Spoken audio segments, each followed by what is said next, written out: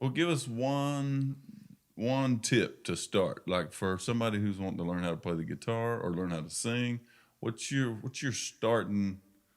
Where do you start with them? Well, I'd give them something easy, Mm-hmm. something easy that they can play as a song to start Right. with. So start with a song. Start with a song where they're playing a I like that. song, and they can play it pretty fast and easy. And I think probably one of the things that's most overlooked sometimes is the importance of listening.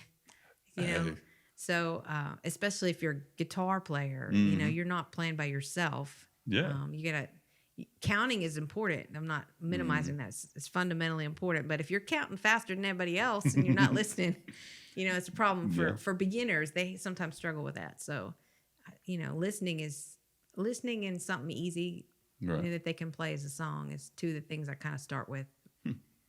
It helps everything down the road. So Eddie, you're a world class dobro player. Do you ever give any lessons? I have give some, yeah, but I have to say I'm not as patient as I'm Lisa not is. either. Not by no means. And so if they don't catch it really quick, Right. I struggle. And so, but yeah, I have Mm. taught, and I've been working with a young man now who's really doing really well. Let's put it that Really? way. Yeah. And so, but I don't professionally teach. You don't. No. Well, a lot of dobro is such an ear Yeah. thing, so, and I know the music theory would play into it and all that, but if somebody's not committed to listening, Yeah. especially you're talking about just hearing, but like immersing yourself in the thing you're trying to learn Yeah. and listening to it and critically listening and figuring out what's going on. Yeah.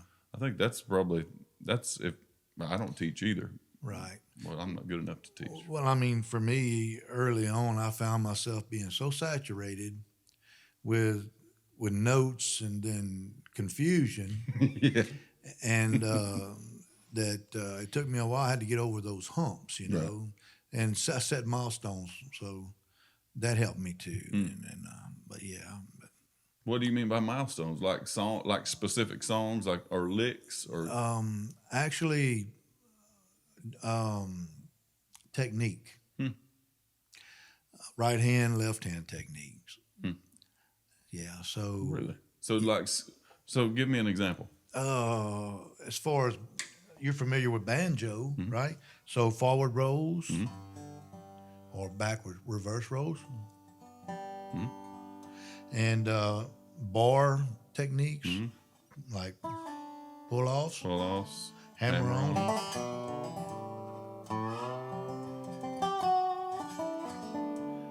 So it's just finding a note, variations in a note, and it becomes sharp and flat, right? Mm-hmm. Where the perfect note is right there somewhere Mm-hmm. within a variation of the bar movement, Right. and that's about hearing it. It is because there's no a guitar like me and Lisa have it easy because the fret stops us and makes that note. And there's no stop with And a there's- bar Right. You and have that to bar know just it. keep on going unless you hear it. unless you Stop hear it. Yeah. So, and that's a development, and breaking it down, you can take time to develop that in segments. You know,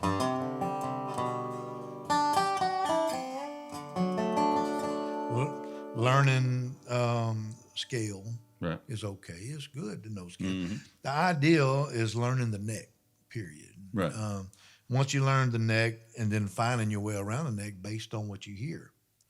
Mm-hmm. So if you hear pretty accurately what a note should sound like, you should be on a note. Right. Yeah. Early on, I would say I had perfect pitch as a young man. Right. Today, it's less than. Well, your pitch might be good. Maybe you just don't hear it as Right. good. Yeah. Right, exactly. So I mean, that's kind of what led me was hearing, Yeah. seeing. Yeah, me too. Oh, like I say, I know, everything I know is just hearing. And I heard a banjo. I guess cause I didn't have a banjo till I was 37 when I bought one. Yeah. And I just had to make that sound. So I went and bought one and, put in tons of hours. Yeah. I was playing 7 or 8 hours every day, Yeah. just trying to catch up to where I could play with people Yeah. as fast as I could. And there are people out there that learn by structure, and so there are teachers that teach this instrument, and that teach it by note Really. and technique. Yeah, they have theory that they use, and so Well, there's no knock on that here. not, I'm jealous. not so much all by ear, but being able to hear it is important. It is important. And I mean, I guess how you start, the structure of your learning is not as important as the time you put in. Yep. As long as there is some structure Yep. and you put the time in and are conscientious about what you play and hear. True. And for me, is early on, I was creating bad habits and then working around them or working out of them to do it right. So,